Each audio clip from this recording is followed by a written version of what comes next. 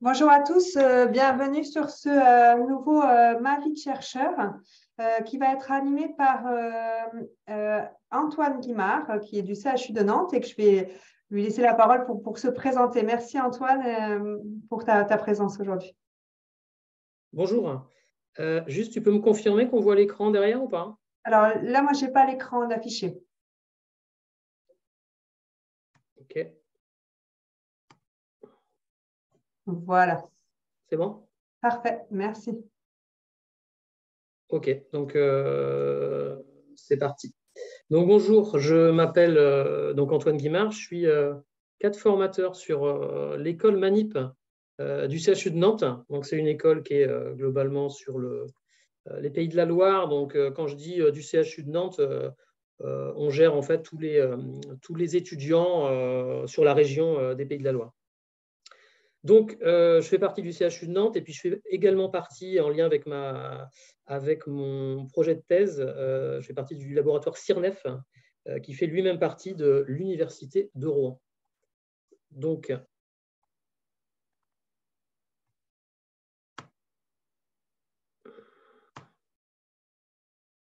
le plan de l'intervention. Je ne vais pas uniquement parler du projet, hein, je vais parler de mon parcours. On m'avait demandé ça pour essayer, on venait d'en discuter là tout à l'heure, de montrer voilà, que la recherche paramédicale est totalement ouverte et que ça ne doit pas être quelque chose d'opaque. Donc, vous montrer que voilà, mon parcours, les choses sont tout à fait possibles. Deuxième partie sur les recherches paramédicales, la recherche clinique très rapidement, hein, et puis la recherche en sciences humaines et les 10 étapes. Et dans la troisième partie, le projet en tant que tel, le contexte de la recherche, les concepts que j'ai choisi de développer, la méthodologie et en fait les enjeux sur la fin. Alors, pour le projet, l'idée c'est de voilà, présenter un projet de thèse en sciences humaines et sociales. Je ne rentrerai pas trop dans les détails techniques. Après, s'il y a des questions, moi je tenterai de faire voilà, 15 à 20 minutes maximum pour avoir des questions par la suite. Donc n'hésitez pas si vous avez des questions, des incompréhensions, je vous répondrai avec plaisir. Donc, le double parcours, moi, je suis Manip Radio donc, depuis 2000, donc maintenant, ça fait quand même plus de 22 ans. Un diplôme d'État en région parisienne, une expérience parisienne pendant 3 ans. 2003, retour dans l'Ouest, hein, vu que je suis issu de la Bretagne, dans une structure privée, donc publique-privée. Une école de cadre en 2014. S'en est suivi à partir de 2015 une expérience de management dans des services de soins, hein, pas en imagerie médicale. Là, je souhaitais quitter un petit peu le milieu de l'imagerie pour découvrir l'hôpital et surtout voilà, les infirmiers, les aides-soignants, les médecins, etc. etc. Depuis 2 ans maintenant, je suis revenu sur l'école Manip, l'école de Nantes. Un parcours universitaire, donc c'est un petit peu l'originalité de mon parcours, hein, après le parcours professionnel.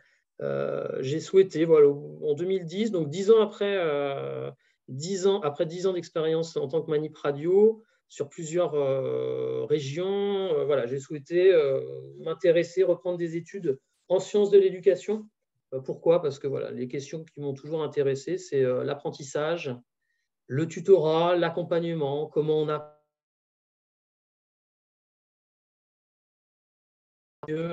ces choses-là m'ont toujours intéressé. Donc, une licence en 2010, Université de Rouen, un dispositif ouvert à distance, c'est-à-dire qu'on pouvait, tout en travaillant, alors ce n'était pas dédié, j'avais aucun temps dédié, mais je pouvais, avec des horaires décalés, travailler à distance cette licence. Plutôt une révélation pour moi, donc j'ai trouvé ça génial. Donc, tout simplement, un Master 1 derrière, toujours dans le même dispositif FOAD proposé par l'Université de Rouen, qui était assez rare encore à l'époque, hein. Il y a 10 ans, c'était encore beaucoup de présentiel dans les facs, donc, ce qui rend quasiment impossible de reprendre des études. Toujours très bien de Master 1, donc on s'est dit pourquoi pas, on va faire une 3e année en Master 2 en 2012. Hein, et là, j'ai proposé donc un mémoire, j'ai travaillé sur vraiment ce qui m'intéresse, moi, c'est l'accompagnement et plus spécifiquement le tutorat. Et je m'étais intéressé au portfolio, hein, voilà, un choix qui se défend, voilà, l'utilisation du portfolio, les apports, etc., etc. Pendant ce temps-là, quand je vous ai dit, voilà, je suis devenu cadre, manip, puis cadre, je suis revenu sur l'école manip de Nantes au sein du DIF. Donc, voilà, je travaille aussi avec l'IFSI. J'ai relancé la formation tutorat, qui pour moi est une priorité on le verra plus tard, pour le développement professionnel des tuteurs de stage. J'ai repris contact, alors, en lien avec cette formation continue, avec le laboratoire CIRNEF de Rouen, une petite discussion avec mon ancienne responsable de master, hein, comme quoi le monde est petit, voilà, qui cherchait, pourquoi pas, 1 ou 2 personnes pour rentrer en doctorat dans 1 an. Donc, c'était il y a 1 an et demi, tout ça. Bien évidemment, en premier lieu, je me suis dit, qu'est-ce que c'est que cette histoire? Moi, je n'ai rien à faire là-dedans. Et puis, en fait, voilà, on est un peu piqué au truc. Et puis, voilà, tout ça pour monter un projet de recherche qui a été validé donc, l'été dernier, en juin dernier. Donc, il y a eu 1 an quand même de réflexion, de rédaction pour proposer quand même quelque chose de cohérent qui aille avec le labo. Et puis, une entrée en école doctorale au laboratoire CIRNEF en sciences de l'éducation et de la formation en septembre de cette année. Donc, ça fait 6 mois maintenant, hein, 5-6 mois, ça passe très, très vite. Alors, un alignement des planètes, alors moi j'aime bien dire ça, hein, c'est-à-dire qu'un contexte propice, oui, je pense que le retour dans les instituts de formation m'a permis voilà, de retravailler les formations continues, surtout le tutorat. En ce qui me concerne, il y aura d'autres choses. On parlait de la recherche paramédicale tout à l'heure, hein, c'est aussi un peu mon dada. Un contexte propice, un directeur de thèse qui est rentré en contact et voilà, on a réussi à négocier. Alors, en thèse, hein, si on part de ce principe-là, trouver un sujet de thèse, ce n'est pas très compliqué. Trouver 3 ou 4 ans pour la faire, c'est un peu plus compliqué, mais ça peut se faire. La grosse difficulté, c'est de trouver le laboratoire qui accepte de vous accompagner dans ce projet et surtout un directeur de thèse qui doit être habilité à diriger des recherches. Il n'y en a pas tant que ça. Et donc, il faut trouver cette personne-là. Moi, j'ai eu cette chance, donc avec un parcours, hein, pour la petite histoire, comme je vous l'ai dit, c'est 10 ans avant. Hein, c'est une personne que j'ai connue, moi, en master, par réseau social, qui m'a recontacté l'année dernière en me disant, voilà, ben Antoine, banco, pourquoi pas, il faut y réfléchir. Et ça s'est fait comme ça. Et donc, j'insiste bien après sur la double casquette, c'est-à-dire que moi, je fais partie du CHU de Nantes, mais également de l'Université de Rouen, donc le côté académique et le côté professionnel. Je fais un petit focus sur les recherches paramédicales. Elles sont multiples. Elles dépendent, en fait, elles sont toutes différentes. En fait, ça dépend de l'objet qu'on cherche à investiguer. Elles sont différentes suivant l'objet de recherche. Alors là, je ne fais pas un cours, je fais juste 2 slides, hein, n'ayez pas peur. Voilà, il y a la recherche clinique au niveau paramédicaux, voilà, ils la connaissent bien, théoriquement, souvent portée, voilà, avec des médecins. En tout cas, la recherche clinique, la recherche clinique correspond donc aux études scientifiques réalisées sur la personne humaine en vue du développement des connaissances biologiques ou médicales. Bon, il y a plein de spécificités, hein, mais globalement, voilà, on reste axé sur le patient, milieu hospitalier. Moi, c'est pas mon cœur de recherche n'est pas là-dedans. Moi, ça va être plus lié, donc c'est la recherche en sciences humaines et sociales. Il n'existe pas de définition totalement. Il y en a plein de définitions. Alors moi, je choisis la plus simple qui me parle à peu près. C'est l'ensemble des sciences qui étudient les hommes et la société. On a plein de. Voilà, on peut avoir des objets de recherche très différents. En philosophie, en sociologie, en psychologie. Hein, clairement, on s'intéresse à des phénomènes qu'on cherche à expliquer ou au moins à observer. Les sciences de l'éducation et de la formation. Chaque champ en sciences humaines et sociales va travailler l'objet de recherche de manière différente. Un philosophe va pouvoir travailler le même sujet que moi, mais de manière différente. Sociologie, même chose. Les 10 étapes d'une recherche en sciences humaines. Une question de départ, globalement en sciences humaines, mais en recherche clinique, on a la même chose. Hein, mais voilà, pour moi, c'est 10 étapes qui sont assez parlantes. Moi, en tout cas, qui me vont.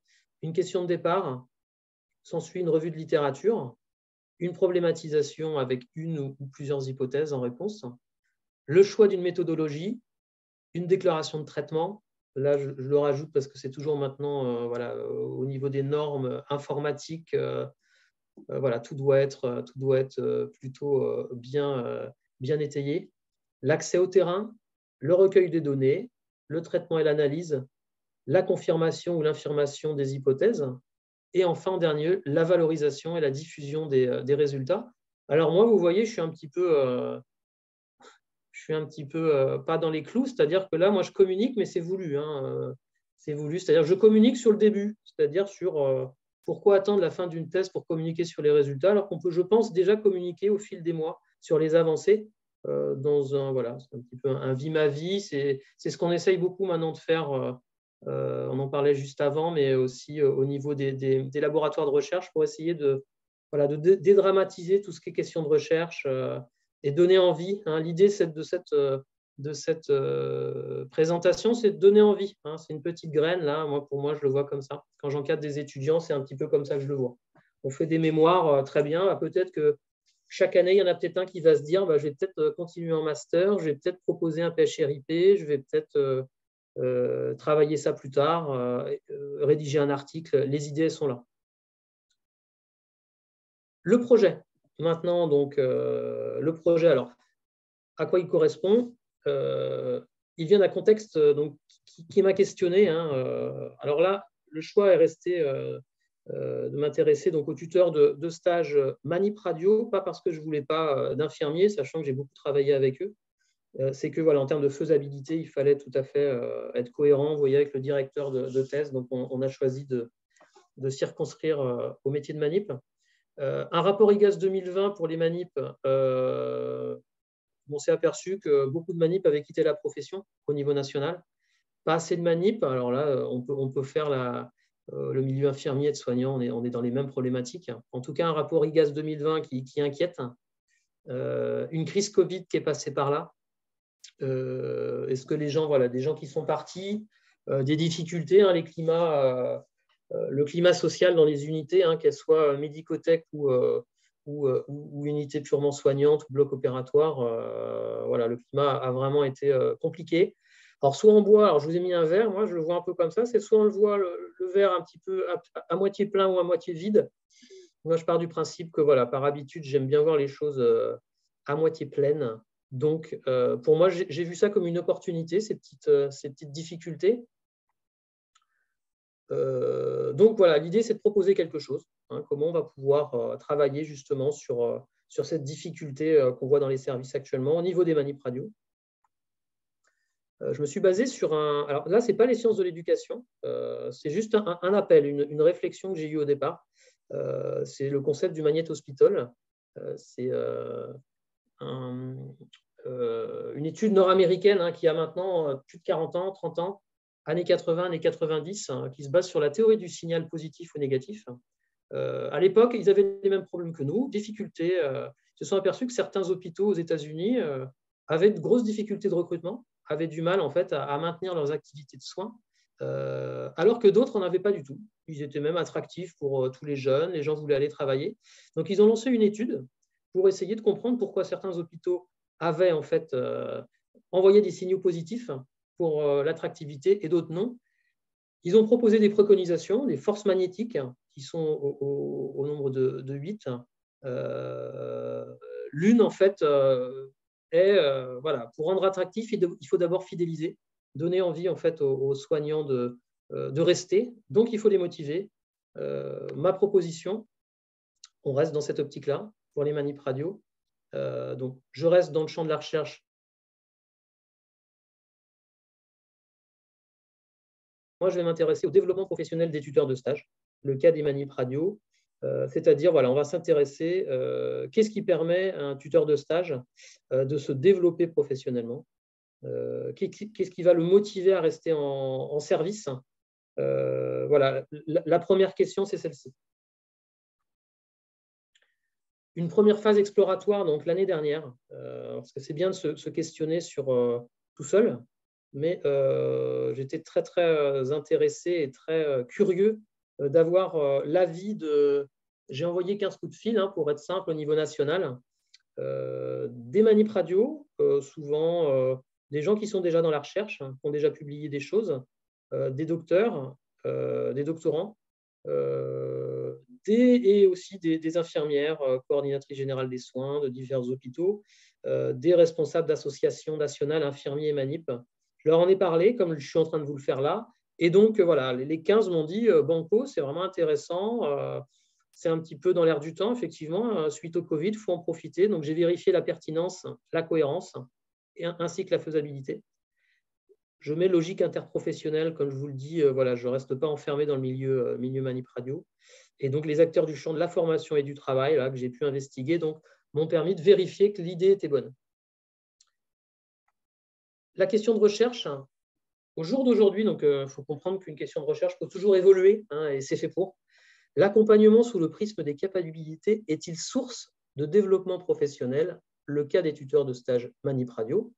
Donc ça, cette question, elle paraît toute bête, mais bon, elle prend du temps. C'est une négociation avec le directeur de thèse. On voit 3 mots, hein, qui ressortent. Le développement professionnel, j'en ai déjà parlé. Les capacités, j'en ai pas parlé. Et l'accompagnement. Donc moi, c'est mes 3 concepts en sciences humaines et sociales. Voilà, on trouve 1, 2, 3, voire beaucoup plus de concepts. Au jour d'aujourd'hui, c'est les 3 concepts que je travaille. J'ai commencé, alors ça prend, c'est le travail d'au moins la première année. Ça peut toujours évoluer. Le pot de yaourt conceptuel, alors moi j'aime bien, je trouve ça parle un petit peu plus, hein, surtout après le repas. Voilà, c'est le dossier conceptuel, le dossier thématique, le cadre théorique. Alors là, il y a toujours des bagarres sémantiques quand on fait des mémoires avec les étudiants ou des cadres. Voilà, les mots, on s'en fiche un peu, on sait ce qu'on met dedans. Donc, je m'intéresserai donc au développement professionnel, les capacités en termes d'environnement capacitant, et puis l'accompagnement. Pourquoi l'accompagnement? Parce que c'est le métier, le travail, la mission des tuteurs de stage, qui sont infirmiers ou manip dans les services.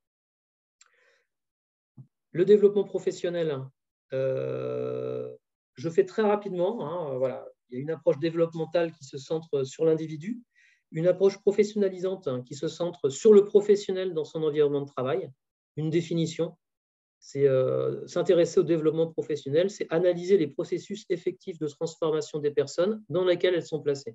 Pour parler français, voilà, en quoi l'activité d'un tuteur de stage va lui permettre de se transformer, hein, de manière identitaire, de manière affective, au niveau social, au niveau socio-professionnel, dans ses rapports à lui-même et à ses collègues.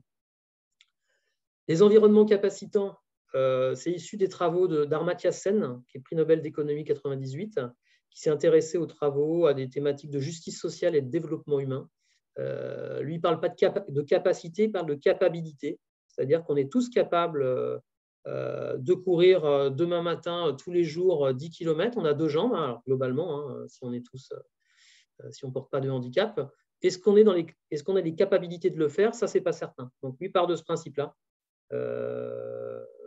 Être en mesure de faire quelque chose. C'est ça qui l'intéresse de manière effective, avec comme définition de Fernagu-Houdet, c'est un environnement susceptible de favoriser le développement du pouvoir d'agir des individus. C'est quoi un environnement capacitant? Voilà. Est-ce qu'il existe des environnements de travail qui permettent aux personnes de s'engager dans leur travail davantage, de prendre des décisions? C'est ça qui va m'intéresser dans ma méthodologie de recherche. L'accompagnement, Maëla Paul, bon, c'est très connu. Alors, il y en aura beaucoup d'autres, mais voilà, c'est être avec, aller vers, et en même temps, effectivement, ce n'est pas si simple. Une méthodologie en réflexion, alors, en 3 parties. Un état des lieux de l'ingénierie politique et stratégique au niveau européen. En un mot, qu'est-ce qui est dit dans les textes pour les tuteurs de stage? Alors, ça, ce n'est pas très compliqué. Le processus de Bologne est passé par là. Il y a quand même une bonne corpus. Ce que je souhaite, c'est un état des lieux de l'offre de formation qui est effective, c'est-à-dire entre les textes et la réalité du terrain, c'est qu'est-ce qui se passe, qu'est-ce qui est proposé aux tuteurs, et surtout qu'est-ce qui est proposé aux tuteurs dans leur environnement de travail en termes de formation. C'est ce qu'on appelle l'offre de professionnalisation. Moi, je vais interroger donc les instituts de formation au niveau français, et aussi l'idée, c'est d'aller au niveau européen pour voir ce qui se passe au niveau des instituts de formation, qu'on ait des infos qui me permettent après de réaliser une étude comparative. Une organisation sanitaire française, une organisation sanitaire européenne, d'aller observer sur le terrain, d'aller questionner les tuteurs, observer, essayer d'analyser les environnements de travail pour essayer de comprendre en fait s'il existe ou pas des environnements facilitants, entre guillemets, en tout cas capacitants. Je vous ai dit corpus 1, revue de littérature, documentation, législation. Techniquement, ce n'est pas très compliqué. Ça demande un peu de temps, mais ça peut se faire. Deuxième corpus, donc second semestre 2023, diffusion de questionnaires, partenariat avec l'EFRS, j'en parlerai juste après. Objectif, c'est faire un état des lieux, cibler 2 terrains de recherche. Semestre 2024, premier semestre, corpus numéro 3. Là, comme je vous dis, c'est analyser les environnements de travail des tuteurs de stage pour répondre à cette question, hein, l'accompagnement, est-ce qu'il est source de développement professionnel? Le FRS, en quelques mots, c'est une association européenne des manip radio, des instituts de formation, des universités européennes, 100 000 manip radio, 8 000 étudiants, 40 sociétés nationales, 60 écoles. Donc l'idée, c'est de rentrer par ce réseau pour pouvoir diffuser mon questionnaire. Donc voilà, c'est la méthodologie, c'est juste pour vous montrer qu'on ne peut pas faire tout seul. Là, je suis en négociation avec eux, donc on espère que tout se passe bien et que je puisse diffuser tout ça. 3 enjeux pour la recherche paramédicale. Alors ça, on en parlait juste avant, pour moi, c'est primordial. Outre le fond de ma recherche, moi, ce que je pense vraiment prégnant pour nos professions, hein, moi, je ne parle pas pour les manip radio, je parle pour l'ensemble des paramédicaux. Je pense que la recherche paramédicale est vraiment un levier pour le développement professionnel des soignants. J'en suis persuadé, comme d'autres choses, hein, le management en équipe nécessitera forcément de se mouiller un peu plus dans la recherche. La professionnalisation des paramédicaux en termes de reconnaissance sociale. Je pense que nos métiers, beaucoup, hein, les infirmières, les kinés, ont déjà beaucoup d'avance. On fait beaucoup de choses. Et la reconnaissance sociale au sein des organisations sanitaires, surtout avec les médecins, passera par cette recherche paramédicale qui se développe. Et puis, une implication à tous les niveaux. Là, c'est un doctorat. Moi, la recherche, ça commence en école, hein, c'est-à-dire en 3e année. Fin de 2e année, on peut entamer de la recherche paramédicale avec de l'aide. L'idée, c'est que la recherche appartient à tout le monde. Voilà, j'espère 21 minutes. Normalement, il y a le temps d'avoir des questions. J'espère avoir pu répondre à l'ensemble de vos... Voilà, ça a pu vous intéresser. Puis voilà, n'hésitez pas si vous avez des questions. Je suis tout à fait ouvert. Merci Antoine pour cette jolie présentation très éclairante. Donc, on va prendre effectivement, on a une dizaine de minutes là pour des questions. Donc, n'hésitez pas à prendre la parole, ouvrir au micro ou mettre un petit mot sur la page de discussion. Ouais,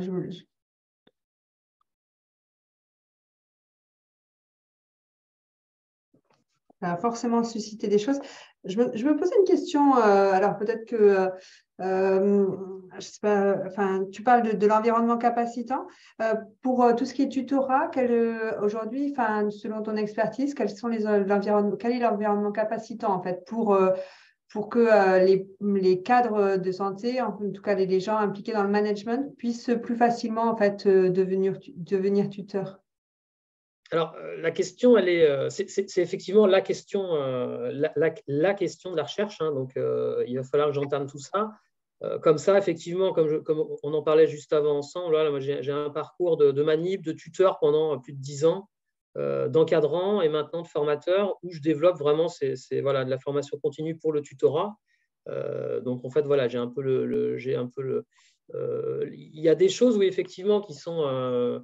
on sait quoi, hein, pour que le tutorat se passe bien, pour que les tuteurs soient à l'aise, pour des gens qui sont intéressés pour le tutorat, par expérience, il y en a plein.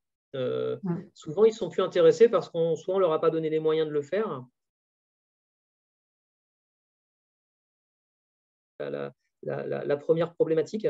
Là, on a mis en place des choses. Là, depuis 2 ans, il y a eu 120 manip radio tuteurs là, qui sont venus se former. Sur 2 journées, ils reviennent. On va mettre en place de la simulation maintenant au tutorat là, à la fin du mois. On se rend compte que là, des choses voilà, sont mises en place en termes d'accueil, en termes de temps dédié dans les plannings, ce qui peut paraître parfois difficile, mais pas tant que ça. On peut donner, comme je leur dis, du temps pour certaines missions et historiquement, on ne donne pas forcément de temps pour le tutorat. Parfois, une demi-heure par semaine dans un planning, ça peut être possible. On en donne pour d'autres choses. Donc, et parfois, une demi-heure, 1 heure peuvent suffire. Là, ce qui a été mis en place dernièrement dans certains services montre que c'est vraiment c'est très aidant. Merci. Alors, on a une question par écrit de Marina Pelé. Quel master avez-vous fait? Alors, le master que j'ai fait, donc c'est un master en sciences de l'éducation, ingénierie, alors ça s'appelle ICF, ingénierie et conseil en formation, en ingénierie de formation. C'est proposé par Rouen. Alors moi, je fais un petit peu la pub, hein, j'y suis, j'ai un pied dedans, voire les deux en ce moment. C'est assez innovant, ils ont beaucoup d'avance au niveau national, ça a plus de 10 ans. Maintenant, je crois qu'on peut tout faire quasiment à distance. Moi, j'ai trouvé ça super. La distance, attention, voilà, il faut une grosse autonomie de travail. C'est la grosse différence. Il y a des cours et les cours, il faut les travailler seuls, mais il y a énormément d'aide méthodologique à distance qui est faite. Donc, c'est l'Université de Rouen, ça s'appelle, voilà, c'est ingénierie conseil en formation. Il y a d'autres universités. Hein. Merci. Marina Pelé, formation oui. adulte, mais je pense que voilà, vous avez répondu à la question. C'est ouvert à tout le monde. Oui, formation adulte. Moi, par exemple, en doctorat, là, pour la petite histoire, mais comme quand j'étais en master, on peut être avec des étudiants. En fait, ils mélangent tout le monde. C'est-à-dire que là, moi, en doctorat, j'ai des jeunes docteurs, doctorants qui ont 25 ans et qui ont 100% de leur temps dans le laboratoire. L'émergence d'environnements capacitants ne serait-elle pas notamment corrélée à la posture des tuteurs? Qu'en pensez-vous de prime abord?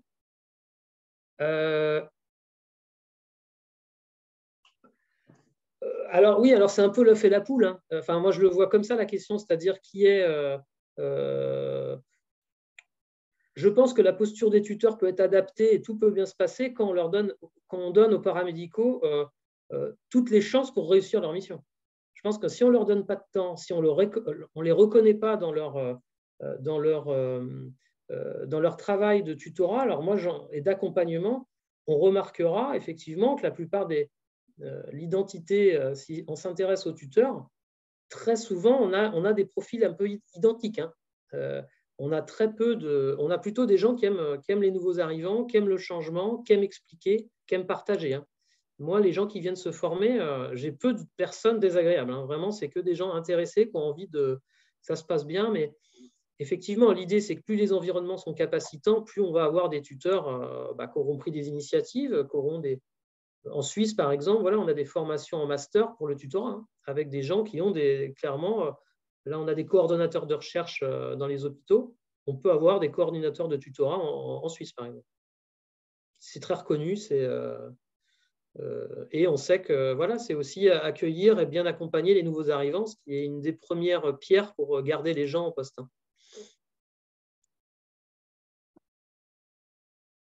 On sait la question, moi je fais souvent un quiz avec les étudiants.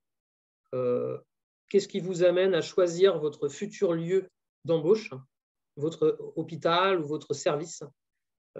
C'est le retour. Alors, soit eux sont allés en stage là-bas, soit leurs collègues, leurs pairs, y sont allés.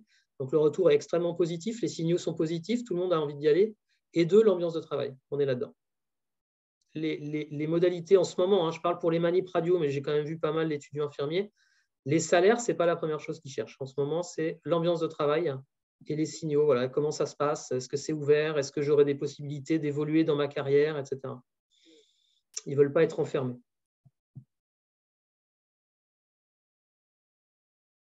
Merci. J'aurais par exemple la question de Marina Pelé pour l'enregistrement futur et les personnes qui vont voir le webinaire en replay. Les liens entre tuteurs et instituts de formation comme levier dans le tutorat, qu'en pensez-vous? Alors, la question…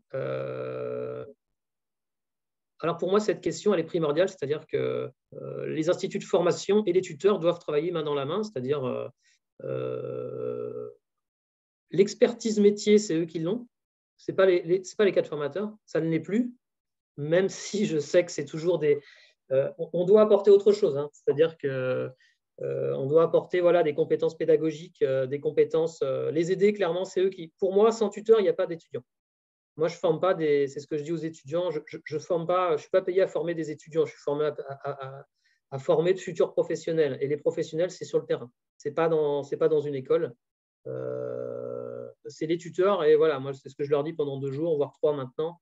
Voilà, il faut les reconnaître là-dedans. Sans eux, il n'y a pas de formation. Donc, effectivement, le lien tuteur-institut de formation, il est primordial. D'où la formation continue. D'où, voilà, moi, j'essaye de rentrer, faire une formation initiale au tutorat. Et là, on essaye de faire une journée par an, voire une journée, voilà, où on fait du tutorat par simulation. Là, on va demander prochainement à des vrais étudiants de jouer leur rôle. C'est ce qui se fait dans certaines écoles comme à Amiens, c'est-à-dire qu'on va essayer de faire une formation sur une journée sur des mises en situation professionnelle, d'étudiants difficiles à gérer, etc., pour aider, donner des clés de lecture aux tuteurs. Donc, effectivement, ce lien, il est primordial. S'il n'y a pas de lien, on a vite des dérives. Il y en a de moins en moins, mais on peut en avoir. Ce que veulent les tuteurs, globalement, c'est être rassurés dans ce qu'ils font. Et la plupart font un super boulot. Mais on ne retient que, comme pour les étudiants, on ne retient que les choses compliquées. Les étudiants dits très difficiles, ils sont une minorité, comme dans les services. Les tuteurs qui font quelque chose de pas terrible, ils sont très peu. J'espère avoir répondu à votre question.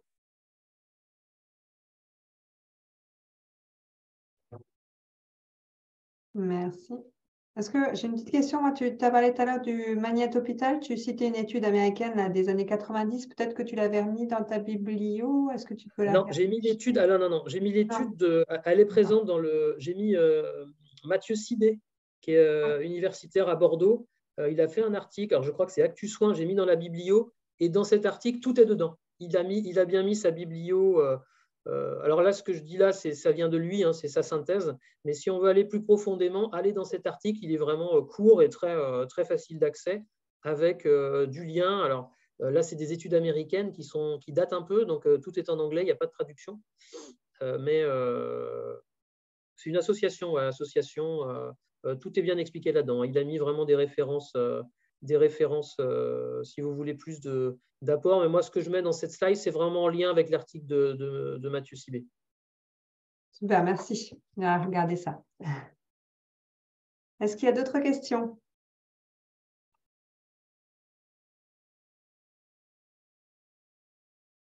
S'il n'y a pas d'autres questions, on va clore le webinaire. Quoi qu'il arrive, en fait, vous pouvez à distance en fait, de ce webinaire, n'hésitez pas à m'envoyer en fait, vos questions ou contacter directement Antoine. Je pense que tu seras disponible pour répondre. Ou, voilà, l'idée, c'est de travailler ensemble. Donc, si on peut, voilà, comme on discutait juste avant le début du webinaire, avant qu'Antoine, l'idée, c'est de donner envie. De partager un petit peu son expérience pour montrer que c'est possible, qu'on peut faire et puis faire réfléchir sur ces pratiques à travers ces projets de recherche. Donc, merci Antoine, merci beaucoup pour avoir partagé ton expérience aujourd'hui et puis permettre d'ouvrir le champ des possibles à tous ceux qui nous ont écoutés.